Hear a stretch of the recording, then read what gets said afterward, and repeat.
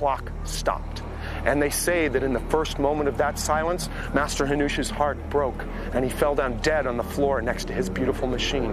And most people of Prague still believe that to this day, Master Hanush's spirit still resides inside that clock, keeps it turning and functioning smoothly year after year, decade after decade. These crosses represent probably one of the single most important events in all of the history of Bohemia. Just outside of Prague at the Battle of the White Mountain, where more than 7,000 men were slaughtered in a little over 2 hours.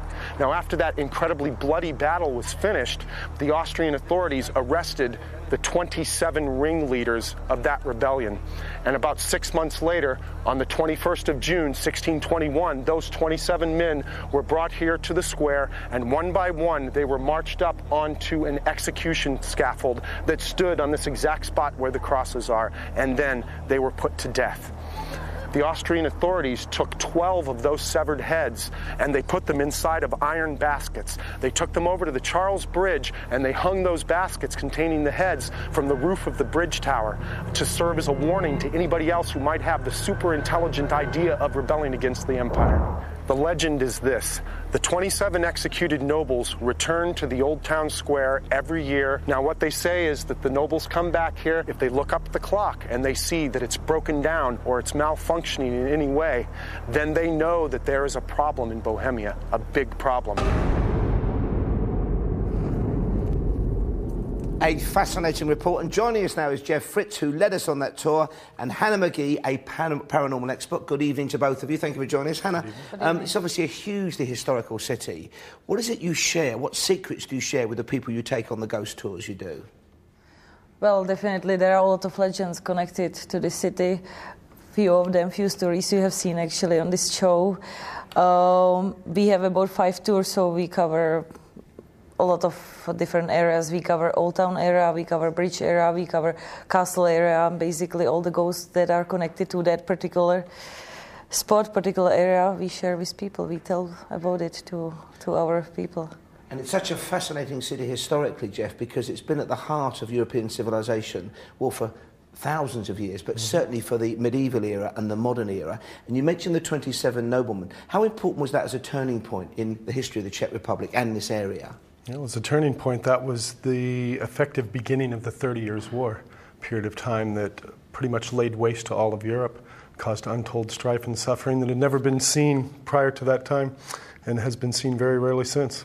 It's amazing this is a kind of cauldron for that kind of activity, because, of course, the Nazis marched into Czechoslovakia in 1939. They then went into Poland, which started the Second World War, but they were here then again. It seems that Czech Republic is at the heart of so much death and destruction. Yeah, that was once said by a very famous German chancellor, that he who controls Bohemia controls Europe. So, strategically speaking, for many centuries, this has been a place that armies have passed through and a place that's been very important for different people to control for all kinds of reasons. Now, Hannah, we're here for 4 nights investigating, the team are. Are there any spirits or ghosts or legends of ghosts they should be particularly afraid of? Who are some of the nastier characters who might pop up? Well, afraid of, I would say a lot of characters are not nasty, they are more or less victims of our history. A lot of them are actually here in these areas, in these underground tunnels. They will be the 27 noblemen who spent their last night before the execution. It could have been the executioner who was definitely here with them. Could have been Jan Želivský, who is probably 2 centuries before, who was tortured here in one of the chambers. I don't think people should be afraid of them, but they could be felt. Their energies are present here. I think there's a lot to be felt here. Thank you both very much for sharing your expertise with us. Well, we've heard about those 27 noblemen executed. We're now going to learn a bit more about the man responsible for those deaths on that blood-drenched day back in June 1621.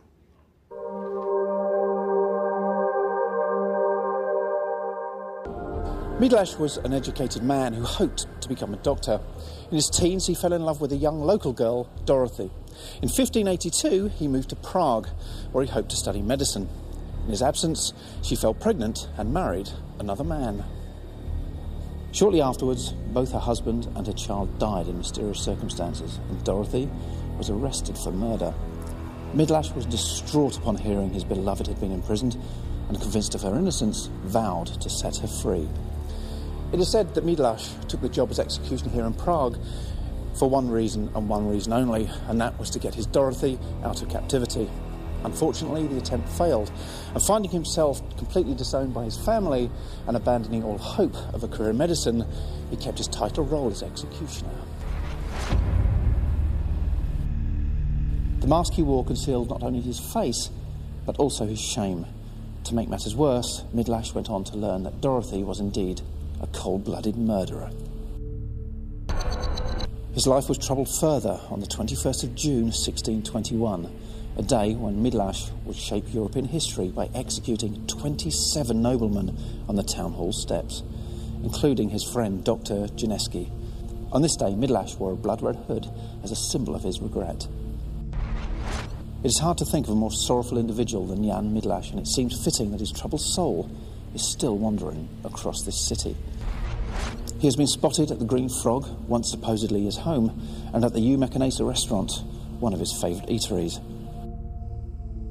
But perhaps his soul is most closely attached to the Old Town Hall, where his place in history will never be forgotten.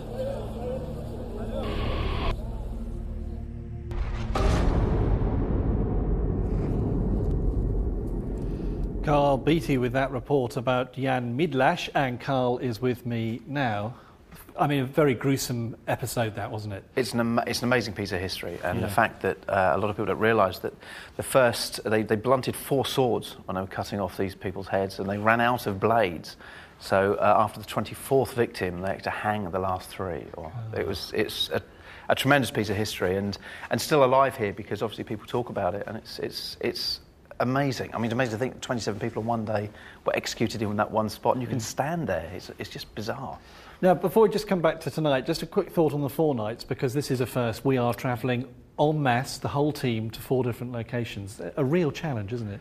It's the biggest challenge we've ever undertaken on Most Haunted, to take up everything you see here. You know, we are usually, as you know, we're in the studios in one particular area. And but Paul and I stay in the same place, and off you go. And very comfortably you do. But we have to pick up everything. That's all the trucks that are outside, everything, all security, everything catering has to move to another location every single night. It's not been tried before, so it's something to watch. And in a foreign country as well, so that's quite an achievement. Yeah. Let's just come back to tonight then. We'll go through the locations, but tonight, Old Town Hall, did you have any doubt in your mind this was the place to be? No, as soon as we saw it and we heard some of the stories, I mean, the fact that people, not far from where we're sitting now, we had these executions that we've been talking about, but the activity here that the people constantly talk about is just immense. The paranormal activity here is great. We had to come here, and the fact that the Czech Republic have been superb with us, everyone here have been great.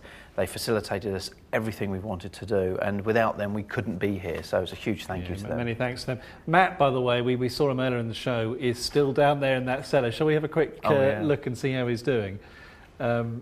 And he's certainly experiencing things down there. And as you said earlier, because he's a relatively new member of the team, it makes it all the more special, doesn't it?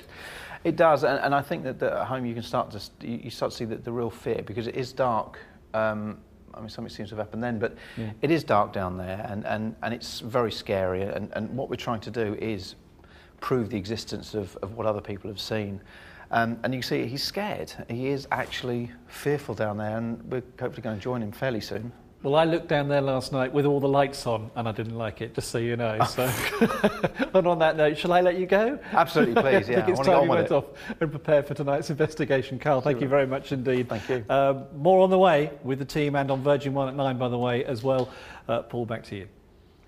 Thank you, Julian. Thank you, Carl. Well, it's a massive endeavour, and the journey has begun. We are with you absolutely live until midnight, and live until midnight from 8 over the next 3 nights. This is Most Haunted live from Prague.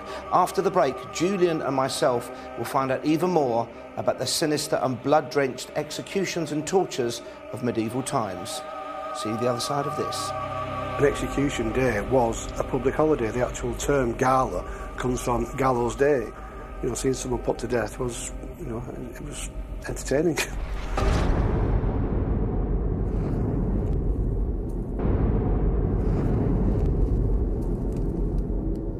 Welcome back to Most Haunted Live. We are absolutely live, and we're in Prague here in the heart of Europe with you until midnight tonight, and from 8 until midnight for the next 3 nights after. And this is a remarkable